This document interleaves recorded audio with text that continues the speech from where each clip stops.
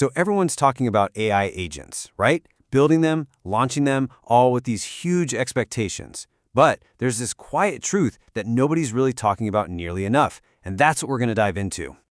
Okay, get this. A staggering 70% of these projects, they just fail. And we're not talking about a slow burn. They fail within the first 6 months. That is a massive, massive number. And it tells you there's a problem here that goes way deeper than just some buggy code. But here's the really interesting part. It's how they fail. It's not some big, dramatic explosion on launch day. It's more like a quiet death. You know, the project launches, there's a bit of excitement, but then usage just starts to drop.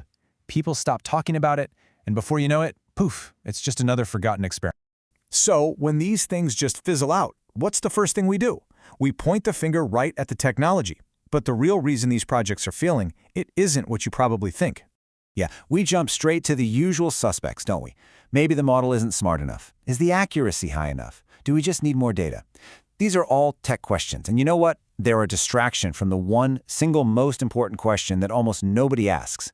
Was this whole thing managed correctly from day one? And that, right there, just hits the nail on the head. We kind of think AI is this magic wand we can just wave at our problems. But we totally forget it has to work inside our own messy, complicated, and, let's be honest, sometimes totally irrational organizations. AI keeps getting smarter, for sure. But that organizational complexity, that's not going anywhere. So the thing is, these failures, they're not random. It's not like getting struck by lightning. Actually, you can pretty much predict them.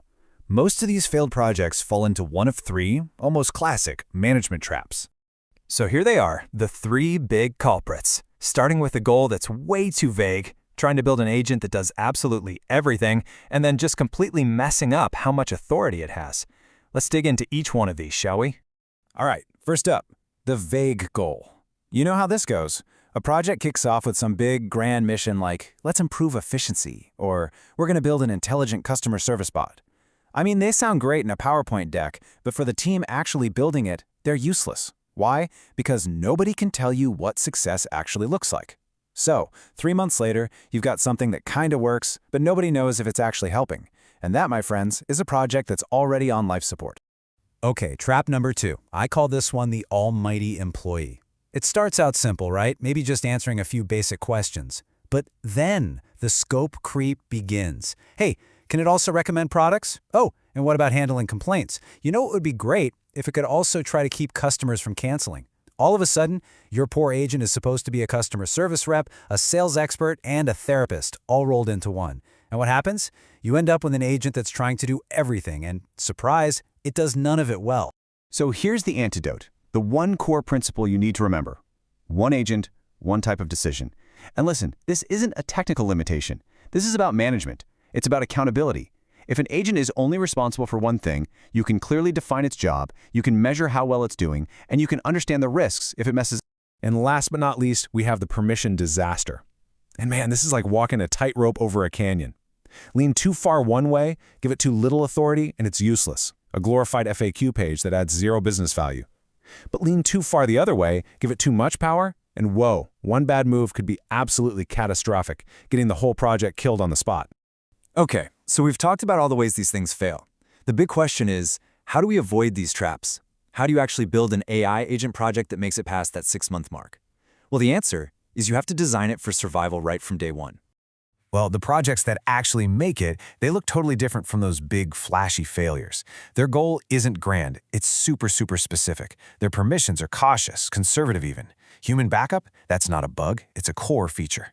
And they don't care about fancy tech stats. They measure success with actual business metrics. You know, they might look kind of slow or boring from the outside, but they're the ones that are built to last. Okay, so how can you use this? Whether you're thinking about a new project or maybe you're in the middle of one right now, I've got a simple litmus test for you. Just 3 essential questions you absolutely have to be able to answer. Question number 1. What specific type of work is this agent replacing? And I mean really specific, not improving efficiency. We're talking handling password reset requests or sorting support tickets into Tier 1 or Tier 2. You have to be brutally specific.